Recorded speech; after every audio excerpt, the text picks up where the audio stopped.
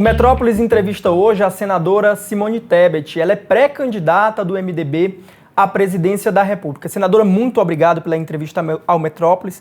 E eu começo perguntando à senhora se sua candidatura é mesmo para valer. Há muita especulação, há muitos nomes da terceira via. E essa é uma pergunta muito recorrente. A sua candidatura é para valer?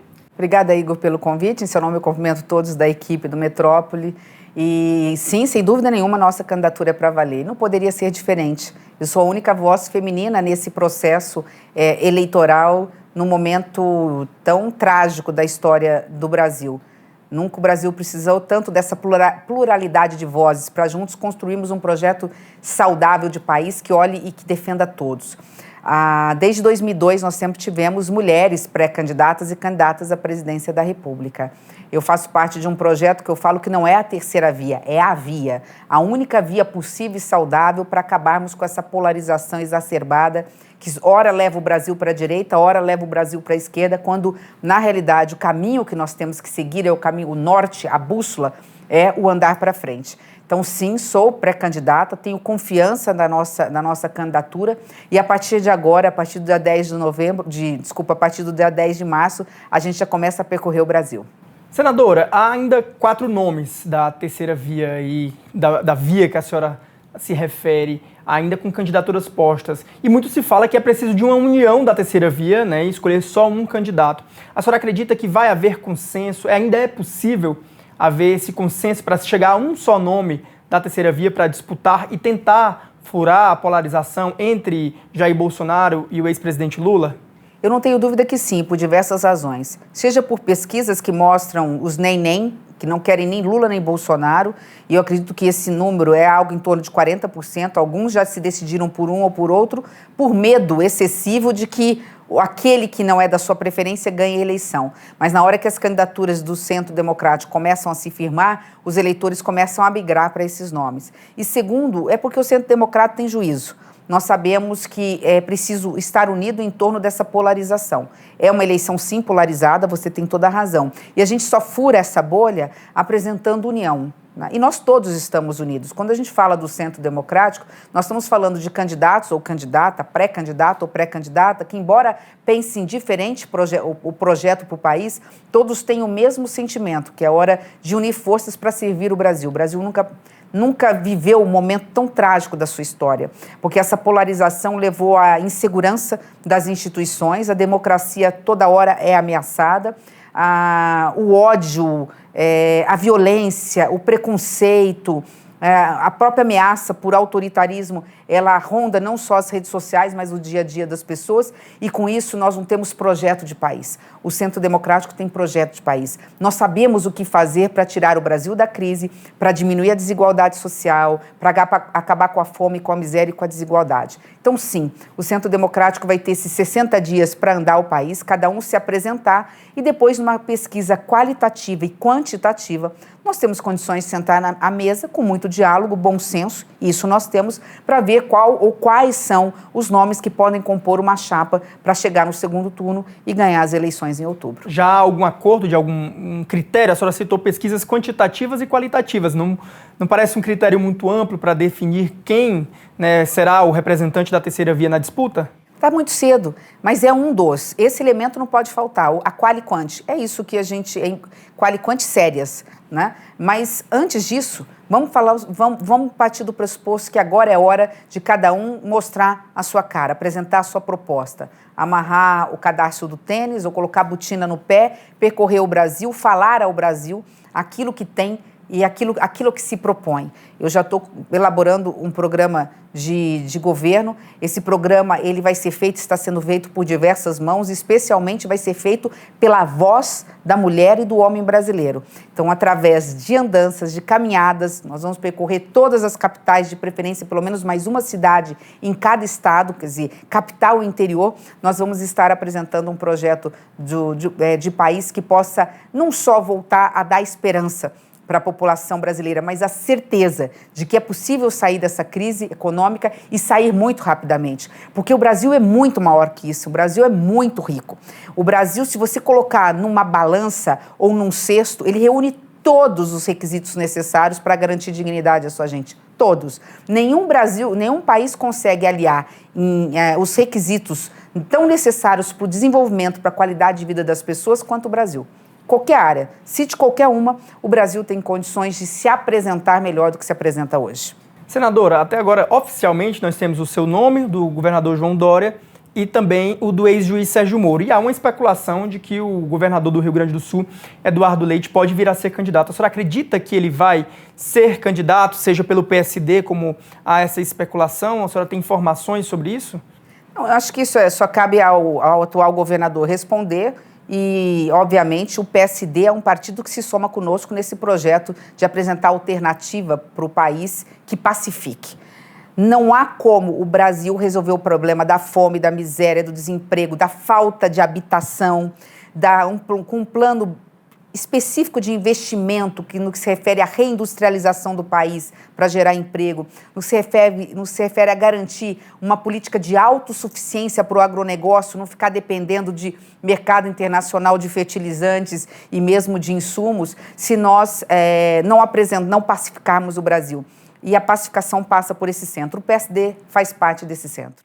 A senhora tocou num ponto interessante, que é a pacificação. O ex-juiz Sérgio Moro se apresenta como um candidato da terceira via, mas ele enfrenta uma rejeição tanto da direita quanto da esquerda. A senhora acha que o nome do Moro, se vier a ser escolhido como da terceira via, seria um nome capaz de realmente pacificar o país, até para compor uma chapa, eventualmente, com a senhora, ele de vice da senhora, ou o contrário? A senhora acha que ele tem a acrescentar nesse processo de pacificação? Não é uma figura que talvez instigue ali uma disputa, críticas dos dois lados? Tempo ao tempo. O tempo da política, ele é muito particular. Agora, nós temos 60 dias, repito, para andar o país. E, claro, cada um desses pré-candidatos, e nós estamos conversando entre nós, mostrar aquilo que tem a oferecer e quem é o mais competitivo. E é isso que vai interessar no processo. Hoje, eu não posso falar para daqui 60 dias, o ex-juiz Sérgio Moro, ele se enquadra dentro desse processo, ele se apresenta como alguém que começa a entender o que é a política. Se ele vai, a partir da fala, tornar isso algo real, é algo que só a campanha, aquilo que ele vai dizer no horário que ele tem de espaço e mesmo perante a gente acompanhando através da mídia, através dos debates que serão feitos, a gente vai ter condições de realmente enxergar. Então, essa é uma questão que não nos preocupa agora. Agora, a minha preocupação é me apresentar ao país. Eu sou desconhecida, eu sou a candidata que tem menor rejeição, mas também que sou menos conhecida. Isso, para mim, é um ativo. Eu não vejo isso como algo ruim, porque eu tenho que dizer às pessoas. Não é o fato só de me tornar conhecida, é quando eu me tornar conhecida, eu vou estar falando pela mulher, pela mãe, pela filha, pelo idoso, pela juventude, pela família, né, mostrando para o Brasil o que nós queremos para o Brasil. Então, eu estou muito tranquila em relação a esse processo. O processo eleitoral ainda não começou. Nesses 60 dias, a senhora tem algum foco de alguma região? A senhora mesma admite que é uma candidata pouco conhecida. A senhora tem um foco de ir para o Nordeste, para a região Sudeste? Como é que está a sua estratégia nessa pré-campanha? Eu começo pelo Paraná. Nós vamos estar no Paraná no próximo final de semana. Depois, salvo engano, vamos para Minas Gerais. A agenda vai sendo tocada à medida em que os acontecimentos ou as demandas vão acontecendo. Já estive no Rio de Janeiro, já estive em São Paulo, quero estar no estado vizinho de Mato Grosso e percorrendo todos os estados do Norte e do Nordeste. É muito importante que nós apresentemos, nesse momento de desigualdade, apresentemos ao Norte e ao Nordeste do Brasil um projeto de desenvolvimento regional muito forte. Os piores IDHs, seja na área da educação, seja na área da saúde, seja na área de saneamento básico, seja na área de mortalidade infantil. Os piores IDHs, Índices de Desenvolvimento Humano, estão no Norte e no Nordeste. Então, quando a gente fala de desigualdade, nós não podemos falar da desigualdade linear. Ela é vertical e ela é transversal. Ela se abre num leque, e eu resumo essa desigualdade numa única palavra, ou numa única frase. A cara mais pobre do Brasil é, primeiro, de uma mulher negra e nordestina. Então, quando você fala em desigualdade, você coloca o Nordeste como uma região mais desigual. Então, ela precisa, sim, de uma política direcionada na área econômica, na área social, na área de políticas públicas. É óbvio que nós temos que olhar de uma forma muito especial o Norte e o Nordeste brasileiro. A sua candidatura está posta, a senhora já, inclusive, defende ela, mas há uma resistência de alguns setores do MDB. Inclusive, alguns senadores, como o senador Renan Calheiros, defende publicamente uma aliança do MDB com o ex-presidente Lula. Qual o trabalho e qual a resposta que a senhora tem dado internamente no partido a essa resistência à sua pré-candidatura? Na verdade, não uma resistência, uma preferência até por outros candidatos ou algumas alas do partido, até uma preferência pelo presidente Jair Bolsonaro, como alguns MDBistas do Rio Grande do Sul. Ô Igor, se você me permitir, até porque eu gosto muito desse número, eu vou falar assim, essa é a 15ª vez que me fazem essa pergunta, porque eu gosto muito do número 15. E sempre que me fazem essa pergunta, sempre falam apenas do senador Renan Calheiros. Todos sabem, né, das minhas diferenças com o senador Renan Calheiros, embora nós temos toda uma cordialidade no trato. E todos sabem da preferência do senador Renan Calheiros por toda a sua história com o PT. Nós estamos diante do maior partido do Brasil, que é o MDB. Todos os grandes partidos têm, nesse momento de polarização, não tem unanimidade. Nenhum pré-candidato tem unanimidade dentro do seu partido. Por Nem quê? o ex-presidente Lula no PT? Não, eu estou falando dos partidos de centro. Sim, o centro democrático, porque estamos falando qual é a alternativa do centro democrático. Se for no PSD, se Eduardo Leite vier, ele também não vai ter unanimidade. Como não tem unanimidade dentro do PSDB, o Dória. Acabamos de ver umas prévias onde o partido saiu dividido. Isso é democracia, isso é saudável. Tem que respeitar o posicionamento do senador Renan Calheiros, mas ele não representa hoje a maioria do partido. Foi o partido que me buscou. E o partido me buscou depois de passar por uma executiva, onde 99% da executiva deliberou, olha, vamos colocar a Simone pré-candidata. Então, se foi o partido que me buscou, eu não pedi para ser pré-candidata, embora seja uma honra para mim, e faço isso com o maior prazer, porque eu quero ser um dia presidente da República. Agora, o fato de ter uma ou duas vozes isoladas, isso não enfraquece a nossa candidatura, muito pelo contrário, isso mostra que o MDB é um partido forte e é um partido grande porque é um partido plural. Ele não é um partido democrático apenas na letra, ele não tem a letra D de democracia apenas, ele exerce essa democracia dentro da sua base.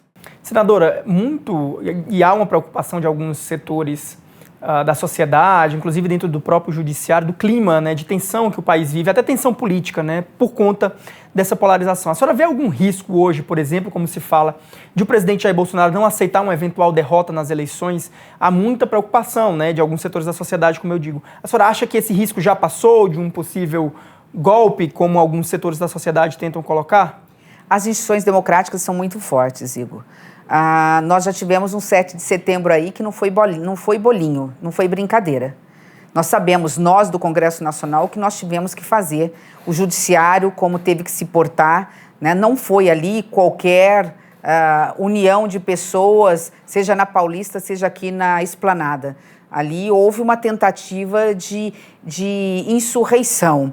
Olha, vamos mostrar tal força para o presidente da República que ele possa dizer e fazer o que quer e as pessoas vão ter que se calar. Nós demos o recado claro. A própria sociedade deu quando não encheu as ruas como se previa. As instituições são muito fortes. Agora, é óbvio que a democracia é o mais frágil de todos os regimes. E a gente tem hoje um presidente que flerta com o autoritarismo, ele flerta com o extremismo, ele brinca com as instituições, ele a todo momento agride as instituições quando é contrariado e já coloca em xeque, antes do resultado das urnas, o próprio resultado das urnas democráticas. A meu ver, até afrontando aquilo que é mais sagrado, que é a soberania do povo brasileiro. Para isso, nós estamos atentos dentro do Congresso Nacional. É por isso que hoje mesmo nós acabamos de impedir, pedindo vista e protelando, um projeto que regularize e amplia o porte e a posse de armas no Brasil. Um projeto que, a princípio, pareceria interessante. Vamos dar segurança jurídica para o CACs, eu concordo. Colecionadores têm direito a armas. Atiradores, profissionais têm direito a armas, que são os CACs. Né? Vamos garantir segurança jurídica para eles que eles tenham tranquilidade. Isso é uma coisa.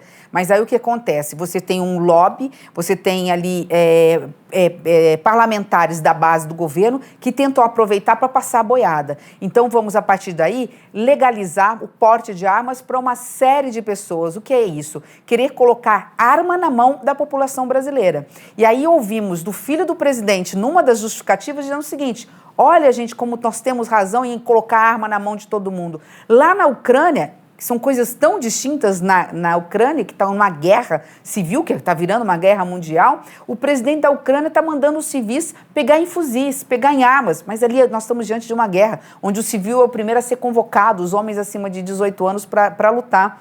E o que ele está querendo dizer com isso? Vamos armar também a população brasileira. Para quê? para discutir o resultado das urnas, se as urnas não atenderem ao interesse do presidente.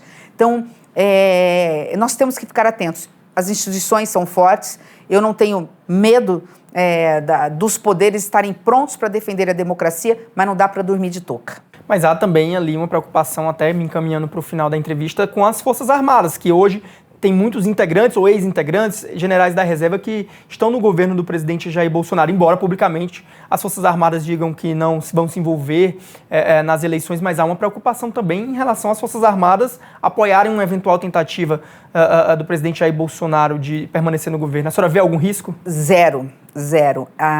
Quem fala ou quem pensa assim não conhece a força e o que representa as Forças Armadas e não conhece os membros das Forças Armadas brasileiras, seja da Marinha, do Exército ou da Aeronáutica. Estou falando dos grandes comandantes, nós estamos falando dos generais, nós estamos falando daqueles que pensam, que projetam, que têm liderança dentro das Forças Armadas. Eles fizeram um juramento e eles exercem esse juramento, a gente vê por onde eles passam, defendendo a Amazônia legal, defendendo o mar territorial, seja no espaço aéreo, seja no espaço terrestre, protegendo as nossas florestas, dando nos momentos necessários nas intervenções em casos extremados de violência, onde precisa de alguma forma do exército na rua, como às vezes acontece no Rio de Janeiro. Você vê ali disciplina, hierarquia, subordinação, não a governos, mas à Constituição Federal. É muito forte esse sentimento. Não é à toa que as Forças Armadas, ao lado das igrejas, são as instituições que têm maior credibilidade perante a população brasileira. A população brasileira não teria nas Forças Armadas essa referência se tivesse alguma ameaça ali. Agora, você não pode jogar as Forças Armadas, como não pode julgar a classe política, como não pode julgar as igrejas, por meia dúzia de pessoas que muitas vezes podem pensar ou radicalizar ou agir de forma contrária às suas próprias instituições. Então, nisso eu tenho a absoluta certeza que o processo de transição numa eleição vai se dar na mais absoluta harmonia no que se refere aos poderes e às instituições. Senadora, uma última pergunta. A senhora já declarou, inclusive, aqui para nós, lá na coluna, aqui no Metrópolis, que não vai ser vice de ninguém. Ao mesmo tempo, a senhora defende uma união, né, que é possível, que é preciso conversar dentro da terceira via. Me parece, então, que a senhora hoje ou é a candidata a presidente da República ou só apoiará o nome da terceira via, caso não seja a cabeça de chapa. Vice, realmente, a senhora não topa de jeito nenhum. O seu único plano hoje é ser a candidata ou, se não for isso, vai apoiar outro candidato? O meu plano, o meu projeto é salvar o Brasil dessa polarização odiosa que está fazendo com que as pessoas estejam perdendo o emprego, passando fome, não estão sendo atendidas naquilo que é o mais básico. Saúde pública de qualidade, faltou vacina no braço do povo brasileiro no período que ela mais precisou da pandemia, falta de investimentos públicos na ciência, na tecnologia, na inovação, faltou nós ficarmos mergulhados numa reforma tributária que resolva o problema do setor produtivo, que é o que mais gera emprego. A minha bandeira é a defesa do Brasil. Eu não vou ser obstáculo para ninguém. Eu posso ser uma simples carregadora de bandeira. Eu vou estar ali na rua como tive aos 15 anos de idade, Igor, quando eu lutei e fui para as ruas em defesa da redemocratização. Ali eu era uma menina, eu era uma soldada. Eu estou pronta para ser soldada da democracia. Eu não preciso ser vice de ninguém, eu não vou ser empecilho para nenhum acordo do centro democrático, mas eu estou convicta de que o Brasil não pode, nesse momento, ficar sem uma voz feminina, nesse momento em que nós já temos 2 pré-candidatos, ou 3 pré-candidatos praticamente prontos para se oficializar, que nós tenhamos esse retrocesso de não ter uma mulher falando para a maioria do eleitorado brasileiro, que é feminino, inclusive. A gente conversou com a senadora Simone Tebet, pré-candidata do MDB à presidência da República. Senadora, muito obrigado pela entrevista. Eu que agradeço. A você que nos acompanhou até agora, até a próxima entrevista. Um abraço.